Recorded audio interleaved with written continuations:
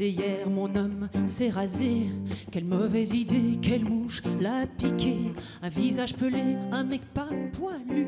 Je préfère encore une partie de sudoku. Voulez-vous entrer dans l'univers pétillant d'Olivia Auclair, découvrir la comédienne, suivre le parcours de la chanteuse, participer avec elle aux rencontres d'Astafor ou se glisser dans les coulisses de ses spectacles pour enfants? Pas de problème, vous pouvez nous accompagner dans cet album quelques jours avant sa présence à Fiesta City, le samedi 30 août sur la scène du Pont-Saint-Laurent. Allez, suivez-nous, vous allez voir, on va bien s'amuser. Laissez pousser, allez, allez. Olivia Auclair, bonjour. Bonjour. Bienvenue dans l'album. Dans quelques jours, c'est Fiesta City et vous y serez présente. C'est le 30 août prochain à 22h15 sur la scène du Pont-Saint-Laurent. On sera heureux de vous y rencontrer, de vous y applaudir.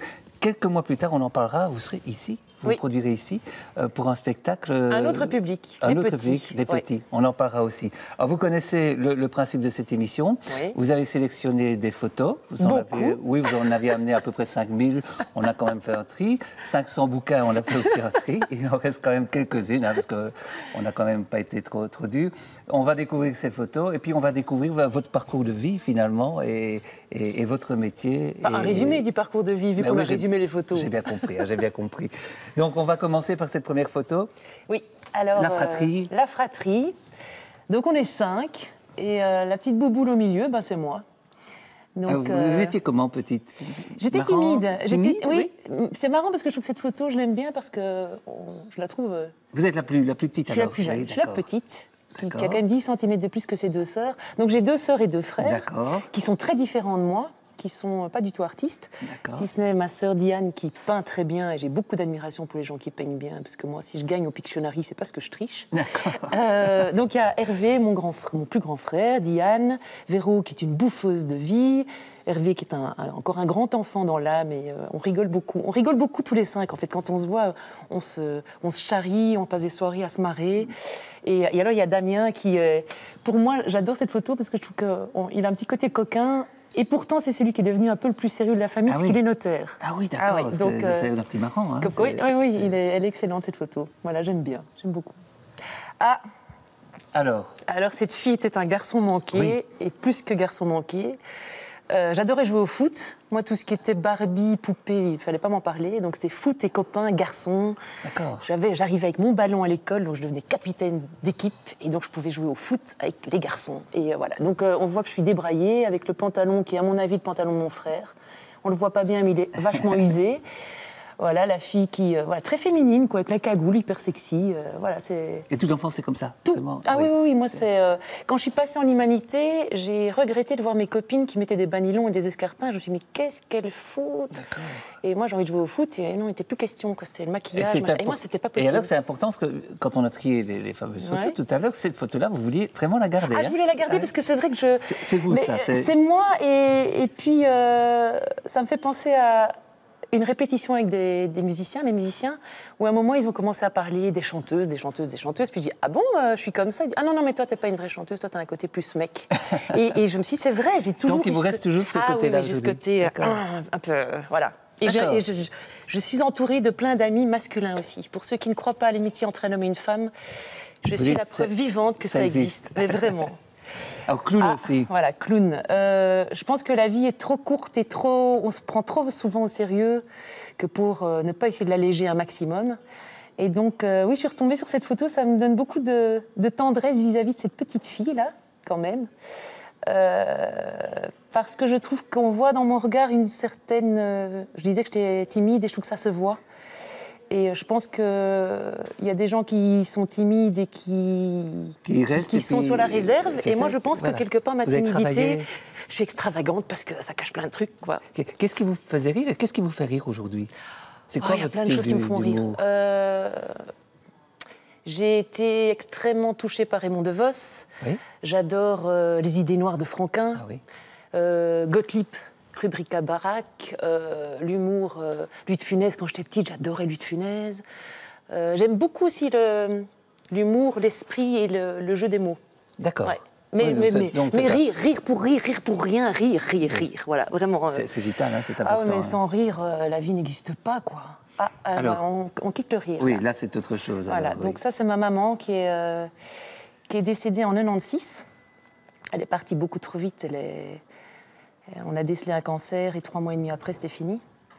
Donc, ma maman, ça a été ultra fusionnel entre elle et moi. Je sais qu'elle m'a cachée parce que je n'ai pas été une enfant désirée. Elle m'a cachée pendant 3 mois parce qu'elle ne pouvait plus avoir d'enfant pour une question de santé. Et elle n'a pas voulu dire qu'elle était enceinte pour ne pas se faire engueuler par ses parents. Donc elle m'a cachée, mais elle m'a quand même prouvé après, et elle me l'a dit, que j'étais son petit rayon de soleil. Donc ça, c'est quelque chose qui reste beaucoup. Qu'est-ce qu'elle vous a appris? Qu'est-ce que vous avez d'elle qui vous accompagne encore aujourd'hui? Elle m'a appris d'accepter la différence des gens, d'être ouverte vis-à-vis de n'importe qui, quel que soit le milieu social, quel que soit que les gens soient pauvres, riches, intelligents, cons, gentils, méchants, moi, ça j'ai du mal. Mais l'ouverture d'esprit, l'altruisme... C'est le plus beau cadeau qu'elle ait pu vous faire. Ah oui, c'est un cadeau merveilleux. Et ma grand-mère, c'est pareil. Ma grand-mère, qui est grand-mère paternelle pourtant. C'est 2 personnes qui m'ont laissé... J'aime les gens et j'aime la différence, en fait. D'accord. Et j'adore rencontrer des gens qui vont me surprendre, justement, parce qu'ils ne sont pas comme moi, et tant mieux, parce que si je vivais qu'avec des gens comme moi, à un moment, je m'emmerdais, quoi. Bah, évidemment. Ah, les copains. Ah, purée, les potes. Alors, une vie sans amis ou sans rire, je disais tout à l'heure, c'est essentiel. C'est marrant, en regardant mon album, les millions d'albums, je me suis dit, mais qu'est-ce que j'ai comme amis précieux, et j'en ai beaucoup. Ah, c'est chouette ça, oui. Et des vrais amis, pas que des potes, mais des amis. Alors c'est quoi des vrais amis pour vous? Des gens sur qui on peut compter. Ils sont toujours là? Toujours là. Oui. J'ai des amis que j'ai rencontrés, par exemple, j'ai fait le scoutisme, j'ai rencontré plusieurs filles là, et qui sont encore des amies aujourd'hui. D'accord. Pour moi, l'amitié, c'est plus que précieux. Vous mentionnez le scoutisme, ça a été important aussi pour vous? Ça a été très important pour moi. C'est la liberté, c'est le plaisir d'être dans la nature, une vraie liberté de pouvoir se casser de temps en temps. C'est un dépassement de soi aussi. Et aussi découverte de gens différents, et puis de nouveau l'amitié. Enfin, vous allez voir, je pense que l'amitié et le rire vont revenir souvent. Revient. Et là, voilà, j'adore cette photo avec Mimi, là, qui est en train de faire le con avec sa hache derrière pour faire semblant qu'il allait nous avoir. Voilà. La déconne, les bonnes bouffes, les copains, c'est essentiel, vraiment. Alors, effectivement, donc on est dans ce cadre-là. C'est quoi la vie, mais au sens positif du terme, donc les amis. Oui. Et voilà, écoutez. Alors ça, c'est la vraie vie pour moi, en dehors de la musique, évidemment, et du jeu. C'est... Vous avez un côté très austère. Hein, très austère, j'aime pas la vie. Non, il faut que ce soit strict, que ce soit sombre. On a bien senti ça. Donc pour moi, la vraie vie, c'est ça. C'est une bonne bouffe, un bon apéro, le spritz apérol. Bon, on peut peut-être pas faire de pub, mais c'est trop tard. Ah oui, mais voilà. Je suis d'accord avec vous. La mer. À Vérone, là. On est à Vérone. D'accord. Plus exactement à Pescaré, en fait. C'est pas à Vérone exactement. D'accord. Et donc, la mer, vue sur mer, le beau temps, la bonne bouffe, le vin, les copains, voilà. Pour moi, ça me ressource vraiment. D'accord. Et vue sur mer, alors ça me permet de temps en temps même de me taire. Vous imaginez? Parfois, je peux me taire. Être en silence. La mer. Pour me faire taire, mettez-moi devant la mer. La mer du donc Nord. si on est trop long, je trouve un... Oh, mettez-moi une photo de la... Non, pas la photo, non. Amenez-moi à la mer du Nord. On vient à cette photo aussi, voilà. Enfin, dès qu'il y a la mer, moi, la Bretagne aussi, j'aime beaucoup la Bretagne pour son côté sauvage. Et j'ai besoin des moments où il faut que je me pose et enfin je me tais parce que je fais des balades toute seule, les pieds dans l'eau, j'adore ça. D'accord. Ah oui, alors ça, ma formation de théâtre chez la SAD. Donc ça, c'est une école de théâtre mouvement que j'ai faite. Et on a, j'adore cette photo. C'est quoi théâtre mouvement? Théâtre mouvement, c'est commedia dell'arte, c'est le clown, c'est aussi faire des pompes, faire des abdos avec notre prof qui marche sur notre ventre en disant « Respire, l'air est gratuit ». J'ai porté des mecs sur mes épaules il y a longtemps. Et en fait, c'est marrant parce que je me suis inscrite dans cette école en me disant « Mais j'adorais le théâtre, je voulais faire le conservatoire au début, j'aimais beaucoup le texte. » Et quand quelqu'un m'a parlé de cette école-là, j'ai dit non, mais moi, l'école mouvement, non, théâtre mouvement, ça ne m'intéresse pas, j'aime pas le théâtre mouvement. Mais je ne connaissais pas. Et je me suis rendu compte que souvent, quand j'aime pas quelque chose, c'est parce que j'appréhende. Et puis je me dis, pourquoi t'aimes pas? Parce que t'as peur? Vas-y, essaye, tu verras. Et en fait, j'ai adoré. Ah oui, d'accord. Et puis j'ai rencontré des gens fabuleux, donc Willy, Estella, Déborah, Eva. On a fait une commande, là, ça s'appelle Les voisins d'en face. Et bon, là, on voit que j'ai perdu ma dent noire parce qu'on a beaucoup transpiré sur ce spectacle. Mais voilà, c'est encore de nouveau des amis... des rencontres, du théâtre, être sur scène. être sur scène, voilà. Alors là, c'est ma première expérience et ma dernière au Théâtre des Galeries. Je suis là. Et en fait, j'ai mis cette photo parce que, une fois de plus, comme je faisais une servante qui était un rôle vraiment... Donc c'est beaucoup de bruit pour rien. Voilà, beaucoup de bruit pour rien, Shakespeare.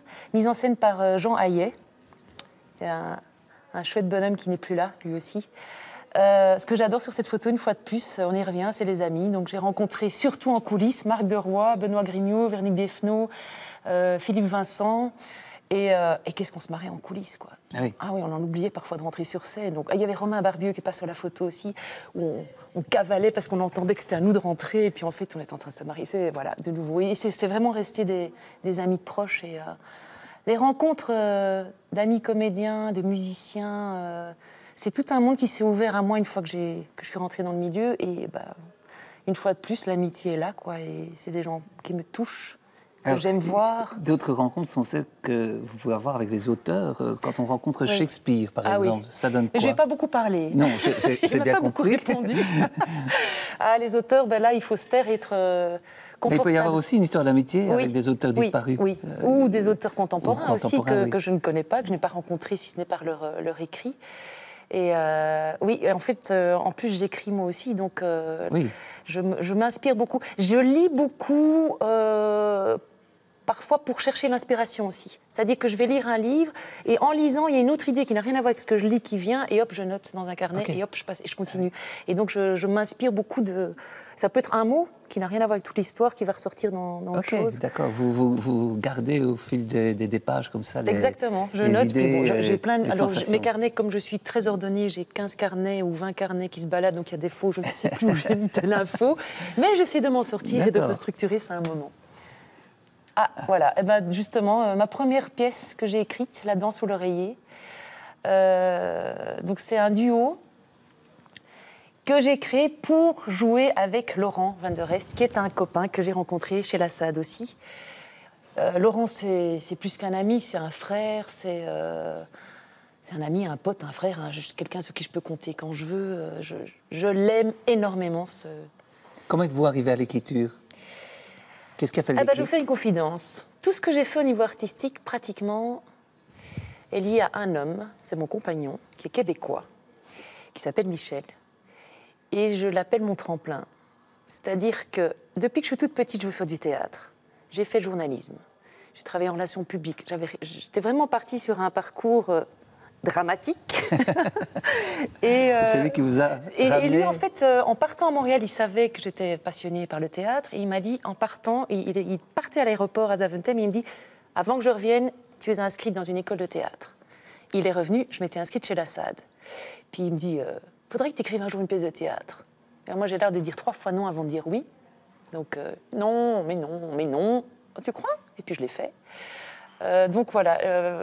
Ma première pièce de théâtre, c'est vrai que c'est Michel qui m'a stimulée. Il m'a dit aussi un jour, tu chanterais pas? Bah non, attends, chanter. Pourquoi chanter? Je sais pas chanter, moi. Chez la SAD, on m'a demandé de monter sur scène pour chanter. Je ne suis jamais montée, j'ai refusé. J'ai dit, je sais pas chanter, je suis pas chanteuse, je veux pas chanter. Non, en plus, je chante faux, je chante pas bien. Il m'a dit, allez, essaye, ça te donnerait une corde de plus à ton arc. Puis, je suis devenue chanteuse. C'est ça, c'est hallucinant. Tout mon parcours. Vous n'avez pas peur des défis? Disons que je suis stimulée par quelqu'un quand même qui me pousse bien, voilà. et avec beaucoup de gentillesse parce qu'il prend le temps. Et il répète souvent la question. Et il sait qu'il faut attendre 3 fois non avant que ça devienne oui, donc voilà. il insiste. Alors voilà, du coup, la chanson. Oui. Alors, donc j'ai commencé à chanter, poursuivre des cours, mais comme ça, une corde de plus à mon arc en tant que comédienne. Parce que ça, j'ai pas mis de photos, mais j'ai aussi fait quelques tournages aussi. Avec quelques chouettes artistes comme Josiane Balasco. J'ai coaché Sandrine Bonner sur un tournage. Enfin bon, je ne peux pas énoncer tout, là. Et en suivant des cours de chant, mon prof de chant, qui s'appelle Stéphane Deltour, me dit « Oh là là, j'aimerais bien que quelqu'un m'amène des chouettes textes à mettre en musique, parce que pour l'instant, je ne suis pas très inspirée. » Et je dis « Ah, mais j'ai écrit un one-woman show, que je n'ai jamais joué. Mais j'ai là-dedans une chanson qui s'appelle La chirurgie esthétique, est-ce que je peux te l'amener ?» Et je lui ai amené, il a adoré, il a mis ça en musique, on a passé des concours, on a gagné, on a même failli aller jouer à l'Olympia, puis voilà, ça s'est pas mis pour des circonstances administratives ou je sais pas quoi. Mais il m'a dit, continue, écris-en d'autres, j'adore. Et donc, en fait, cet album-là, c'est de nouveau la stimulation des mecs aussi. D'accord. Comme j'ai beaucoup d'hommes amis qui me stimulent bien, et lui m'a dit allez vas-y, et puis on a fait cet album. On avait déjà fait pas mal de concerts avec les morceaux, mais je me rendais compte qu'en sortant de concert, le public me demandait est-ce que vous n'avez pas un album à vendre. Et puis à un moment on s'est dit bon ben, ça fait un petit temps qu'on les chante, le public veut, et gagnons du temps. Donc comment on gagne du temps? Eh bien on fait un live. D'accord, ok. Et c'est comme ça que... Et c'est comme ça qu'on a créé ce live. Et alors du coup à la base, j'ai beaucoup joué avec Stéphane, seul guitare-voix. Et pour l'album, on a fait venir un autre guitariste. Ben voilà, les voilà. Donc il y a Marc Gillot au piano, Stéphane à la guitare, Cédric Van Caillé à la guitare, à deuxième guitare, et puis Stani Manhart. Ah, Stani, c'est toute une histoire, ça aussi. Stani, qui est accordéoniste et percussionniste sur l'album. Stani, c'est un autre de mes potes frères, enfin amis. Stani, je pense que s'il y a bien une personne qui me touche, une rencontre artistique et amicale en plus de Laurent, je peux pas les départager, mais Stani, non, on vous demande pas de le faire non plus. Non, voilà, mais donc voilà, Stani, c'est Stani, voilà, je peux rien dire d'autre que Stani. D'accord. Donc quelqu'un qui, on avance, quelqu'un qui est donc très attaché à l'amitié, aux rencontres, parce que c'est déterminant, ça sert de moteur. Quelqu'un de multidisciplinaire aussi, vous n'avez pas peur, parce que vous dites on pousse, mais vous avez quand même, c'est quand même à chaque fois des défis, vous aimez bien. Alors, et je m'angoisse. Et vous faites des ponts entre les différentes... Par exemple, qu'est-ce que la chanteuse apporte à la comédienne, réciproquement? Mais par exemple, cet album-là est un côté très théâtral. C'est des chansons, on est plus proche du café-théâtre, qui n'est pas le cas de mon prochain album, qui sera plus rock. Mais donc là, je raconte des histoires. Mon côté clown sur scène, j'essaye de faire sourire les gens un maximum en parlant quand même des poignées d'amour des mecs, en disant qu'on est obligé d'être au-dessus de vous. C'est pas cool quand même, on aime bien parfois changer. Qu'une visite chez le gynéco, ça c'est pour le prochain album, une visite chez le gynéco, on prend pas notre pied non plus, on va vous expliquer pourquoi. Voilà, c'est coquin, c'est souriant, mais il y a aussi des chansons plus tendres et plus. Il y a une chanson d'ailleurs sur cet album sur le décès de ma mère, là justement, qui s'appelle 10 ans. Mais donc voilà, oui, et Stani, c'est un comédien, c'est un grand artiste, un chanteur, un guitariste, et je me rends compte en voyant cette photo que ma première recherche à travers la musique aussi, c'est justement l'amitié. Ce que je m'expliquais, c'est que je ne voudrais pas que des musiciens viennent cachetonner. D'accord. En tirant un peu la tronche en disant, bon, de toute façon, voilà. C'est une aventure commune. Voilà. Et si jamais il y a des fausses notes, mais qu'on s'entend bien, au moins on peut en rire. Okay. Alors que si on ne s'entendait pas, ce serait dommage. Donc, du coup, il se permet de faire des fausses notes, quoi.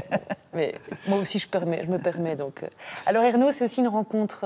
Alors, Ernaud, je l'ai rencontré au Forum de Liège. On a fait les 10 ans de sa balance. D'accord. Et comme on nous disait qu'on pouvait être accompagné d'autres musiciens que les nôtres, je me suis dit, pourquoi pas.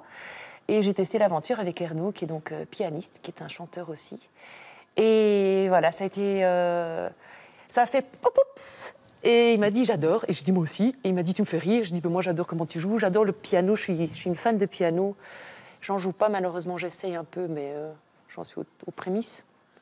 Et c'est un très, très bon pianiste. Et donc, on a joué encore récemment là, à Bourgeois le 21 juillet à 2. Et on continuera pas ensemble parce qu'il a trop d'autres projets. Il n'a pas le temps. Et puis, moi, je travaille sur le prochain album. On sera 4 sur scène et il ne sera pas dedans. Mais on se retrouvera. Et puis, ça ne nous empêche pas de nous téléphoner et prendre des nouvelles, quoi. À Astafor. Alors là, on est parti pour un long chapitre. Les rencontres d'Astafor. On est dans le sud-ouest de la France. On est dans le sud-ouest de la France. Chez Francis Cabrel. Chez Francis Cabrel. On est d'ailleurs carrément chez lui. Et de nouveau, des rencontres humaines, des artistes. Il y en a 3 là-dessus. Il y a Emma Kossomerad, François Wellgreen et Éric Lablanche qui m'ont écrit 3 textes pour l'album le suivant. Qu'est-ce qu'on y fait? Parce qu'on entend souvent parler de ces rencontres. Qu'est-ce qu'on y fait aux rencontres d'Astafor? Alors, on arrive, on connaît personne et on vous demande d'écrire des chansons pendant 9 jours. D'accord. Et donc, on part à 3, on ne se connaît pas, donc on dit voilà, tiens, toi, est-ce que tu veux pas écrire le texte? Ok, moi je fais la musique et moi j'interprète, et puis on part à 3. Et le soir, on le présente au groupe, et puis le lendemain, on change. Ah, mais moi je ferais peut-être bien ce coup-ci la musique, alors, et puis toi, tu interprètes, mais à d'autres gens. Et voilà. Et donc, ça se mélange comme ça, et c'est une aventure humaine et artistique extraordinaire. On gagne du temps, on connaît vite les gens mieux. Et on a écrit 43 chansons, je crois, en 9 jours. Alors que nous, on met combien d'années pour faire un album? Je ne parle même pas au niveau du travail, mais au niveau de la relation humaine, ça permet de faire tomber les barrières beaucoup plus rapidement. Je pense qu'il y a des gens qui me connaissent mieux. Voilà, exactement. Mais ayant vu 9 jours, bon, il y en a que je revois, évidemment, parce que ça, je ne peux pas m'empêcher, moi. continuer. Alors voilà, notre parrain, c'était Maxime Le Forestier, donc on a fait sa première partie. On avait aussi Émilie Loiseau comme marraine. J'aime bien cette photo parce qu'en fait, c'était pas du tout prévu. Moi, je suis pas du tout du genre à m'asseoir pour prendre des photos avec des personnalités. Et en fait, il y avait une photo de 2 petites filles là, qui étaient les filles de Pascal Bagnara, qui est le directeur de Voix du Sud qui nous accueille. Et à un moment, je regardais ces enfants et je dis, oh, c'est mignon, j'adore les enfants, donc je regardais un petit air tendre. Et à un moment, Francis me regarde puis il fait, bon allez, on inverse, on met les vieilles. Et donc là, moi, je ne sais plus ce que je lui dis, mais je sais que j'aimais bien le charrier, et donc je lui ai renvoyé l'appareil. Et voilà, voilà. On a à la fin de la représentation du concert, parce qu'on présente une partie des chansons qu'on a créées là-bas en concert avant notre parrain, et à la fin, Francis nous a proposé de chanter avec lui la corrida. Ah oui. Alors moi je rigole parce que là je suis derrière, mais je suis pas du tout concentrée. Je pense qu'il y a une chose, c'est que c'est notre dernière soirée, qu'on va faire la fête avec les copains, et donc de temps en temps je fais des tout. D'accord. En plus la chanson n'est pas vraiment marrante, hein, donc. Non, mais moi si vous regardez la vidéo sur YouTube, je suis mort de rire tout le temps. D'accord. Hein. Voilà, et pourtant j'adore cette chanson et j'ai énormément d'émotions en l'écoutant. Mais là, je suis dans une autre émotion. Je vous crois vraiment. Je pleure vite, vous me croyez? Je pleure vite. Oui. Ah oui, je suis émotive. Je suis une grande émotive. D'accord. Ah oui, moi je regarde un film, je pleure. Okay. Une chanson, je peux pleurer. Lire un livre, je peux pleurer. Oui, j'ai les larmes qui coulent. Quel est le dernier livre qui vous a fait pleurer? Ensemble, c'est tout, d'Anna Gavalda. Et je me suis surprise. Ça faisait longtemps que j'avais plus pleuré en lisant un livre. Et j'ai senti les larmes. Je me suis dit, mais je pleure en lisant un livre, c'est bizarre, ça m'a vraiment... Je pleure plus pour des films ou des musiques. Où je vois un beau rayon de soleil avec... La vie est trop belle, je suis pleine d'émotions, je me dis, waouh. J'ai la larme aux yeux. Mais là, je pleure pas. Aujourd'hui, je pas pleurer. Alors l'Enfant Porte, donc je suis retournée 2 mois après à Stafford pour une création jeune public qui s'appelle l'Enfant Porte. Et Francis a flashé sur notre projet et il a dit « Ok, on continue l'aventure, vous venez enregistrer chez moi, dans mon studio. » Et on a sorti cet album. Okay. Puis on est parti en tournée. Ça a duré plus de 2 ans et demi, 3 ans, je crois. Donc ça, c'est mon personnage, c'est la mère Lu. D'accord. Voilà, j'étais la méchante et Francis a détecté que j'étais très bien en méchante. Et c'est génial de jouer les méchantes, en fait. C'est génial. Oui. Qu'est-ce que ça apporte? Un décalage, j'espère. Et puis c'est surtout...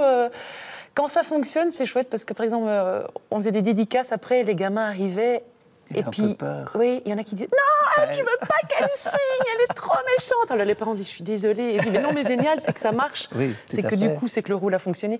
Wow, jouer les méchantes, c'est génial parce que c'est complètement. Moi, je rêverais de faire un rôle au cinéma, un rôle de méchante ou d'allumer un peu. D'accord. Ah oui, je trouve ça... Et vous pensez à quelle actrice quand vous dites ça? Alors je pense à... Comment ça s'appelle ce film avec... comment s'appelle cette comédienne qui pète les jambes d'un auteur, là? Oui, je vois. Ce film. Misery. Misery. Alors ça, mais je rêverais. Oui. Ou alors un autre film qui n'a rien à voir, c'est... le super méchant. Nikita. Pour le côté mec de nouveau. D'accord, ok. Un truc bien... les cheveux bien en pétales et le short... Y aller, quoi, voilà. Ah, ça, c'est le salut final, parce qu'on est... Ah oui, c'est ça, c'est que l'Enfant Porte, on a eu la chance aussi que Francis nous a accompagnés sur certaines dates en concert. Et apparemment, il a bien aimé l'aventure, donc il a voulu refaire ça plusieurs fois. Et donc là, on a été jouer au Québec avec lui. Et c'est le salut final. Et j'aime beaucoup... vous avez vu, j'ai des gros seins et grosses fesses. En fait, j'ai des hanches comme ça, des seins comme ça. Ils m'ont bien gâté dans le costume, là. Avec un gâteau sur la tête, fabuleux. J'ai adoré ce personnage. Alors là, on arrive à... voilà, j'ai fait du jeune public grâce à Francis Cabrel et l'Enfant Porte. Et de retour à la maison, Nico Yates, qui est donc un de mes musiciens, m'a dit, t'as pas envie qu'on crée un spectacle jeune public à 2? Je fais la musique, tu fais les textes. Et je voudrais jouer de plein d'instruments dans ce truc. Ok. Et j'ai créé Madame Janotte. Donc j'ai écrit Madame Janotte. On a créé la compagnie Les Bablutes. Et ça, c'est donc ce fameux spectacle que je viens jouer à Dizon. 21 janvier, il faut le retenir. Ici, hein? Ici, dans la pièce de la salle à côté. La salle. Donc c'est pour les enfants à partir de 6 ans. Et ça parle d'une remplaçante d'école pas comme les autres. Donc on revient à la différence, l'acceptation de l'autre. De dire, elle est bizarre celle-là, j'ai pas envie qu'elle soit ma prof, et puis en fait, elle est géniale, et en fait, ça devient la préférée des élèves. Ah oui. Ça arrive souvent, ça, même dans la réalité. Hein. Oui. Le prof qu'on n'aimait pas trop au début, et puis après, on a sympathisé, et puis il était un peu abrupt, et puis finalement, c'est lui qu'on garde en souvenir. Moi, Madame Janotte, parce que j'ai pensé à une Madame Janotte que j'ai eue, qui m'a donné vraiment, qui m'a poussée pour le théâtre, et qui qui était ma prof d'anglais, d'art dramatique et de flamand. Ça par contre, j'ai pas gagné des points avec elle. Et vraiment, voilà, Madame Janotte, pour moi, c'est quelqu'un qui aide aussi à se surpasser. Et là, c'est une prof, voilà, on peut chanter des vilains mots dans ma chanson. Il y a plusieurs chansons où on chante des vilains mots, mais c'est voulu, hein, c'est pour dire aux enfants, en fait, on peut dire, mais pas tout, parce qu'on est sur scène, on peut. Mais... Ah oui. Donc il y a un aspect ludique dans ce spectacle, et un peu didactique, mais certainement pas lourd. Enfin, on est surtout dans l'amusement et le plaisir de... Et en fait, c'est sur les souvenirs que... Oups, le micro. C'est le souvenir que les chouettes profs peuvent nous laisser. Les bons souvenirs, évidemment. Ah, ça, voilà, on est en concert, là, avec Madame Janotte. Nico qui joue de la guitare, de la clarinette, de la batterie, de la contrebasse, guitare électrique et acoustique. Enfin, il joue de plein d'instruments. Et c'est grâce à ce petit bonhomme-là que je me suis mise au ukulélé pour ce spectacle-là. Le ukulélé, une toute petite guitare, voilà. C'est ça. Donc je joue 4 accords, pas bien, mais je les joue. Donc j'ai commencé la musique grâce à Nico, quand même. Ah oui. Donc... Alors oui, là, voilà, c'est pour la conclusion. J'ai découvert chez mes potes en Bretagne qu'il y avait un bablut, qui est un vin sucré. Donc sucré, ça fait rappeler les enfants, comme on est les bablutes. Je l'ai goûté, il est pas mal. Il est pas mal. Ah oui, je conseille le bablut. Eh ben, on suivra votre conseil. Alors, on n'a pas fini avec l'émission. Hein. Alors, la petite épreuve des cartes. Alors, vous avez essayé, avant l'émission, de trier les cartes, d'éliminer. Pas de trier, de tricher, c'est pas pareil. Oui, mais enfin, je dis ça, je mets des formes. On a tout recomposé, on a tout mélangé. Voilà, allez, servez-vous 2 cartes. 2 cartes. 2 en plus. Oui. Et si on n'aime pas, on peut la remettre. Non, sûrement pas. Vous aurez celle des extraterrestres, vous allez voir. Quel personnage de bande dessinée voudriez-vous être? Ça, vous vouliez ça. Gaston Lagaffe, je pense. Oui, pour quelle raison? Parce que je pense qu'on lui pardonne tout et qu'il peut tout faire. Et que comme moi, je sens que... Enfin, j'ai l'impression d'être quelqu'un de plutôt spontané et qui, parfois, dit les choses et sont déjà sorties, c'est trop tard, on ne peut plus les arrêter, les mots sont lancés. Je pense que Gaston Lagaffe, on accepterait qu'il dise tout, qu'il fasse tout. On lui pardonne tout avec son petit air comme ça. Et ce qui est formidable avec Gaston, c'est qu'il ne vieillit pas. Et non. Tintin commence un peu à vieillir, mais Gaston, oui, il ne vieillit pas. Oui, il exactement. Pas, lui, il est très... Et puis il peut faire plein de bêtises, donc c'est cool. Oui. Ah ouais, Gaston Lagaffe. Donc vous aimez l'univers de Franquin, j'ai bien compris ça. Oui, oui. Deuxième carte. Alors, à quelle tribu appartenez-vous? J'ose le dire, les mecs. La tribu des mecs. La tribu des mecs. Je ne peux pas dire que je ne suis pas une fille, hein, mais je sais que j'ai un côté... Mesdames, il y a un traître parmi vous. Oui, mais j'aime beaucoup les filles. C'est parce que j'ai un côté mec que je m'entends très bien avec les filles aussi. Mais la tribu des mecs. C'est drôle de dire ça en tant que femme. Ah ouais, c'est sympa. Vous voulez que je prenne une 3e? Allez, allez-y. De quel instrument de musique voudriez-vous jouer? Le piano. Piano, vous l'avez dit piano, tout à l'heure. on l'a dit. Vous voyez que c'est pas si difficile. Non, on en prend une. Ouais. Non, parce qu'il reste des livres. Alors, oui, il reste des livres. Donc, le principe, c'est un livre pour l'île déserte. Mais moi, je vais faire 4 îles désertes. On a réduit quand même à des nombreux livres. On est quand même arrivé à 4. Allez, on va regarder alors la succession des livres. Alors, Pleine conscience, vivre dans l'instant. Ça, c'est un livre que j'ai reçu d'une amie comédienne qui s'appelle Baclan, qui est encore une amie que j'aime beaucoup. Elle me l'a offert en 2003. Ça date, et je le garde, et je l'ouvre régulièrement.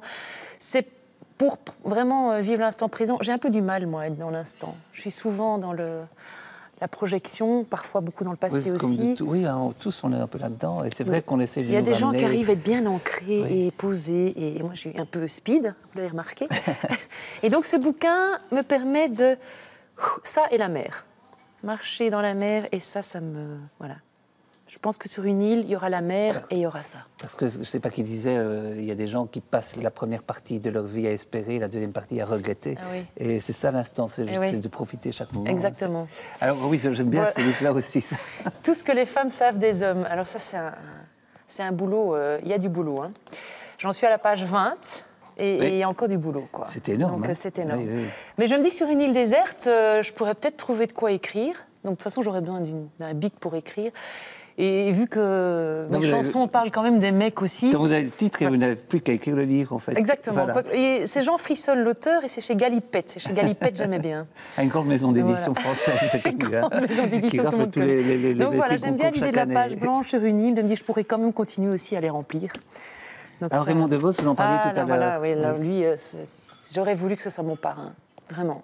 Vraiment. Je l'ai rencontré un jour, et mon père l'a connu. Mon père l'a connu et je lui ai dit un jour, mais il faut absolument que tu me fasses en sorte que je puisse le rencontrer, parce qu'il allait manger parfois chez mon père et on n'a pas eu l'occasion. Et ça, c'est vraiment, si je dois avoir un regret... Alors pourquoi ? Parce qu'il y a plusieurs aspects, le nonsense, hein, vraiment le côté absurde, et puis cette capacité aussi de jouer avec les mots, complètement. Comme il le faisait. Et puis le titre, Matière à rire, donc forcément... c'est les deux, oui, c'est... Raymond DeVos a ce côté... clown triste, qui moi me correspond bien, dans le sens où je pense que le clown essaye de faire rire un maximum et veut rire de beaucoup de choses, et à l'intérieur il y a quand même beaucoup de tristesse, de souffrance, mais c'est l'élégance d'en rire, quoi, vraiment, Raymond DeVos, c'est l'élégance de rire de choses qui peuvent être parfois tristes et de le retourner de façon positive. Ça, c'est comme ça que moi je le perçois dans la rencontre qu'aujourd'hui. Oui, s'il y a une personne que j'aurais voulu rencontrer, en tout cas, c'était lui. Alors, 4e livre, vous avez essayé de me fourguer 500 photos, oui. Et bien voilà encore des photos supplémentaires. Exactement, c'est des photos, mais c'est pas de moi. C'est Robert Doisneau. Moi, je trouve que Robert Doisneau, il y a une humanité dans ses photos, c'est touchant, c'est sensible, les lumières sont magnifiques. Pour vous, une belle photo, c'est quoi ? C'est ça, quoi. Les enfants, c'est la lumière déjà, oui. L'angle et l'histoire que ça raconte. Ici, il y a moyen de faire un nouveau spectacle, c'est plus Madame Janotte, à partir d'une photo, à partir de ça, et puis il y a moyen de dire plein de trucs. Oui, partir d'une image pour créer une histoire, j'aime beaucoup aussi. D'accord. Je trouve ça. Et puis, je me dis, sur une île déserte, ça me permettra de ne pas oublier à quoi ressemblent les humains, parce que je ne pense pas que j'aurai un miroir pour m'en rappeler, puis vaut mieux pas. Autant regarder les autres que soi-même. Et voilà, je trouve que. Ah, c'est beau, puis voilà, on entend la musique, quoi. Bon, je prendrais bien aussi... Vous êtes déjà parti, je oui, vois sur le bateau, vous êtes en train d'aller... Par contre, il me manque, il faut que je prenne un lecteur MP3 et des batteries et des piles, parce qu'il n'y en a pas sur l'île, à mon avis. Oh, regardez, c'est waouh. Ah non, j'y suis, là, c'est bon. Ah, il y a la mer, il y a... Voilà, je vais vous laisser continuer à feuilleter. Vous venez avec moi. Mais oui, mais je vais d'abord saluer nos téléspectateurs. Ah d'accord, oui, c'est juste. On va saluer ensemble. Merci à vous d'avoir participé et d'avoir suivi cet album. Je rappelle aussi que vous êtes en concert le 30 à 22h15 à Fiesta-Cité et le 21 janvier. Ah oui, et alors est-ce que je peux juste dire un truc ? Le 19 octobre, on joue au Théâtre Saint-Michel, Madame Janotte, pour la sortie de l'album. D'accord. Ça va être une belle date, ça. Et ben, tout est noté. Et puis je vous laisse à la contemplation des photos de ce dernier livre. Bonne soirée à tous, à la semaine prochaine.